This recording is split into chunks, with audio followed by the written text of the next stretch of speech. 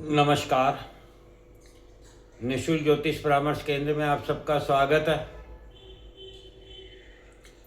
जैसे कि कल हमने ब्रह्मांड में स्थित 9 ग्रहों के प्रभाव को समझने का प्रयत्न किया, उसमें से हमने सूर्य और मंगल के प्रभाव किस प्रकार से हमारे जीवन में होते हैं इसको जाना। बाकी 5 ग्रह और 2 छाया ग्रह बचते हैं, तो आज हम 5 ग्रहों के बारे में जानने का प्रयत्न करते हैं और 2 छाया ग्रहों को अगले एपिसोड में समझने का प्रयत्न करेंगे, क्योंकि वही 2 ग्रह हमारे पूरे जीवन को प्रभावित करते हैं, इसलिए वे बड़े महत्वपूर्ण हो जाते हैं। तो उसे हम कल समझने का प्रयत्न करेंगे। तो आज हम समझते हैं बचे हुए 5 ग्रह। तो सबसे पहले हम गुरु ग्रह को समझते हैं। गुरु ग्रह जो है, नाम से ही स्पष्ट है कि ये गुरु है ब्रह्मांड में सभी ग्रहों के।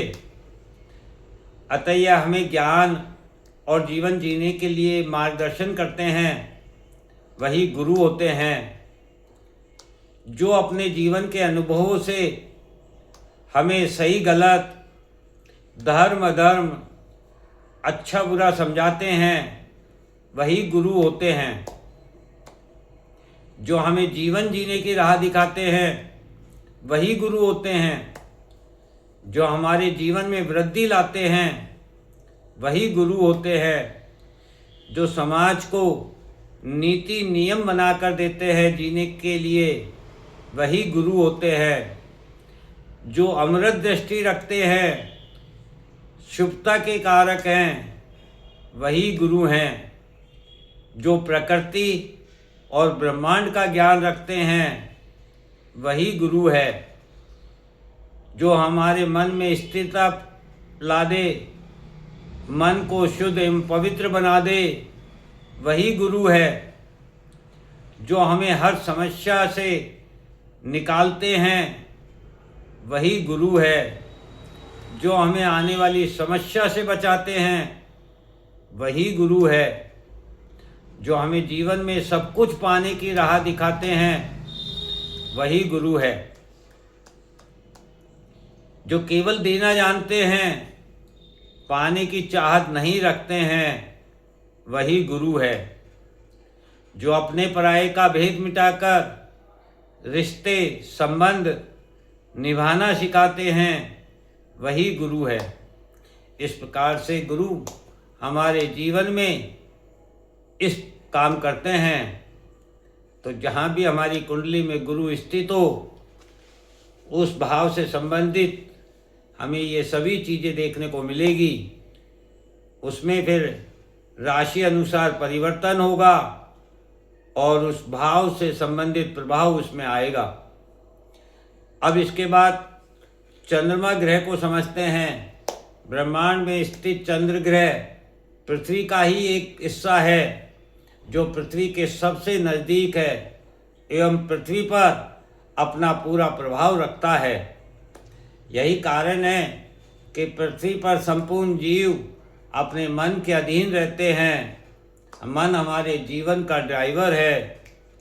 जहाँ मन ले जाता है वहीं हम जाते हैं। चंद्रमा सदा सूर्य से प्रकाश प्राप्त करता है। यही कारण है कि हमारा मन भी सदा दूसरे से प्रभावित होता रहता है, क्योंकि उसके पास स्वयं का प्रकाश नहीं है। चंद्रमा निरंतर गति करता है, इसीलिए हमारा मन भी निरंतर गति करता है। चंद्रमा शीतल है, हमारा मन भी शीतल होता है, इसीलिए उसमें इमोशन होता है। चंद्रमा ग्रहों में सबसे अधिक सुंदर है, इसीलिए कहते हैं कि हमारा मन भी सबसे अधिक सुंदर है। चंद्रमा घटता बढ़ता रहता है, हमारा मन भी निरंतर घटता बढ़ता रहता है। चंद्रमा भगवान शिव के सिर पर धारण है, अतः मन की सभी समस्याओं का समाधान भगवान शिव के पास है। तो चंद्रमा को सही करने के लिए हमें शिव की आराधना करनी चाहिए। भगवान शिव हमें बताते हैं कि वह गृहस्थ भी है और साधक भी है, अतः हमारा मन भी ऐसा ही होना चाहिए। गृहस्थी में रहकर भी साधना के प्रति समर्पित रहना चाहिए। इस प्रकार से चंद्रमा हमारे जीवन में बहुत अधिक महत्वपूर्ण है। यदि हम मन को नियंत्रित कर सके भगवान शिव के तरीके से, तो निश्चित रूप से हमें जीवन में आने वाली समस्याओं से रक्षा हो सकती है, समाधान मिल सकता है। इस प्रकार से चंद्रमा हमारे जीवन में कार्य करता है। अब आता है शुक्र ग्रह। जैसा कि हम सभी जानते हैं, शुक्र ग्रह दैत्यों के गुरु हैं, अतः वह पार्टिकुलर एक विशेष समूह समाज के गुरु हैं। शुक्र ग्रहों में लक्ष्मी स्वरूपा है, अतः लक्ष्मी की पूजा शुक्र को शुभ बनाने के लिए सर्वश्रेष्ठ पूजा है। लक्ष्मी हमारे जीवन में कैसे कार्य करती है? लक्ष्मी हमारे जीवन में हमें भोग, विलासिता, सुख, संतुष्टि प्रदान करती है। अतः शुक्र भी हमारे जीवन में भोग, विलासिता, सुख के ग्रह हैं। शुक्र दैत्यों के गुरु है, अर्थात भोग, विलासिता, सुख सभी दैत्य रूपी है। यह भी हमें समझ लेना चाहिए। शुक्र देव के पास संजीवनी है, जो मृत व्यक्ति को जीवित कर सकती है। यहाँ मृत व्यक्ति को जीवित करने से अर्थ है कि जो व्यक्ति जिंदगी से हार जाए, उसकी शक्ति पुनः जागृत करने की जो जड़ी बूटी है, वही संजीवनी है। इस प्रकार से शुक्र हमें प्रोत्साहित करने का कार्य भी करते हैं। शुक्र ग्रह प्रकृति है, प्रकृति सदा देती है, अतः देने की प्रवृत्ति भी शुक्र ग्रह की है। देने की प्रवृत्ति हमें प्रेम और प्यार के द्वारा प्राप्त होती है। आपने देखा होगा अपने जीवन में, जिस किसी से भी आप प्रेम करते हैं, उसके लिए आप अपना समय, अपना प्रभाव, अपना विचार, अपना धन दौलत, अपना ज्ञान सब कुछ देने के लिए तैयार हो जाते हैं। यही कारण है कि देने की प्रवृत्ति हमें प्रेम और प्यार के द्वारा प्राप्त होती है। अतः शुक्रदेव प्रेम और प्यार के भी कारक ग्रह हैं। सबसे अधिक व्यक्ति स्वेच्छा से प्रेम प्यार में ही देता है, अतः शुक्र प्रेम प्यार के ग्रह हैं। शुक्र सुंदरता भी है, कला भी है, मंत्र जाप भी है, किंतु यह केवल उसे देता है जिसे प्रेम करता है। जबकि गुरु, जो कि देवताओं के गुरु है, गुरु बृहस्पति, वे सभी को देते हैं, वे भेदभाव नहीं करते हैं। तो दैत्यों के गुरु शुक्र और देवताओं के गुरु बृहस्पति में यही अंतर है। बुध ग्रह के बारे में समझते हैं। बुध ग्रह ग्रहों में राजकुमार है, अतः बुध एक बालक ग्रह है। एक बालक, एक राजकुमार क्या करता है? अपने जीवन में शिक्षा और विद्या को ग्रहण करता है। अतः शिक्षा और विद्या का कारक ग्रह बुध है, और शिक्षा और विद्या प्राप्त करने से बुद्धि और विवेक प्राप्त होता है। अतः बुद्धि और विवेक का कारक ग्रह भी बुध ग्रह है। जहाँ बुद्धि होती है वहीं तर्क वितर्क होता है, अतः तर्क वितर्क का ग्रह भी बुध है, और तर्क वितर्क के लिए संवाद करना पड़ता है। अतः बुध वाणी एवं संवाद का भी ग्रह है। राजकुमार बालक को सदा नई नई बातें, नई नई चीज़ें, नए नए स्वाद चाहिए। इसलिए बुध ग्रह को बदलाव पसंद है। वह एक जगह स्थिर नहीं रह सकता, एक व्यक्ति के साथ सदा नहीं रह सकता, एक विचार के साथ सदा नहीं रह सकता, एक कार्य सदा नहीं कर सकता, एक स्वाद सदा नहीं ले सकता। अतः उसे हर परिस्थिति में बदलाव पसंद है। जब आप तर्क वितर्क करते हैं तो गणित का उपयोग करते हैं, क्योंकि आप तर्क वितर्क में किसी चीज़ का कम और ज़्यादा, अच्छा और बुरा प्रभाव के बारे में ज्ञान वो रखते हैं, जानकारी करते हैं, तो वह गणित है। और गणित का ग्रह भी बुध है। बुध ग्रह के देवता गणेश जी हैं। गणेश जी देवताओं में बालक है और बुध ग्रहों में बालक है, इसलिए इनके देवता गणेश जी हैं। तो बुध ग्रह को का शुभ फल प्राप्त करने के लिए हमें सदा गणेश जी की आराधना करनी चाहिए। गणेश जी ब्रह्मांड का ज्ञान रखते हैं, अतः बुध ग्रह को ब्रह्मांड का ज्ञान होता है, इसीलिए यह अपने आप को हर परिस्थिति में एडजस्ट कर सकता है, संयमित कर सकता है, स्थापित कर सकता है, क्योंकि जो विषय वस्तु के बारे में इसने कभी ना पढ़ा हो, ना अध्ययन किया हो, ना सुना हो, ना समझा हो, उसके बारे में भी इसके पास ज्ञान सुरक्षित होता है, जो इसके पूर्व जन्म के कारण इसके पास संग्रहित होता है। अतः बुध ग्रह ब्रह्मांड का ज्ञान रखता है, इसलिए बुध को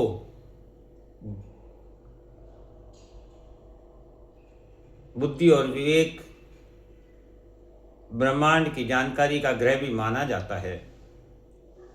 और अंतिम ग्रह बसता है शनि ग्रह। शनि ग्रह के बारे में आप सभी जानते हैं कि यह सूर्य पुत्र है।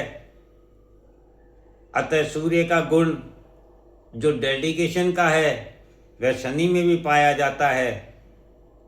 शनि भी हमें निरंतर कर्म करने के लिए प्रेरित करता है। शनि ब्रह्मांड में सबसे दूर एवं सबसे बड़ा ग्रह है, जहाँ सूर्य का प्रकाश नहीं पहुँचता है।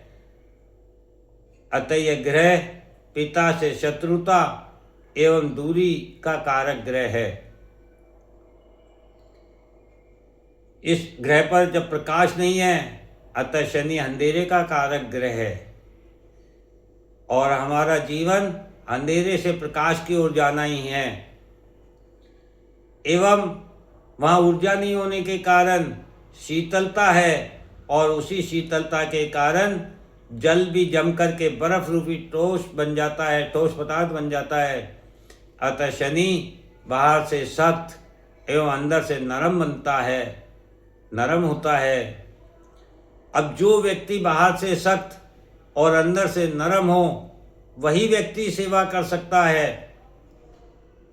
अतः शनि सेवा कर्म का ग्रह है, क्योंकि बाहर सेवा करने के लिए आपको अपने शरीर से तो अष्टपुष्ट होना पड़ेगा, लेकिन मन में दया का भाव भी होना चाहिए। अर्थात मन तो अंदर से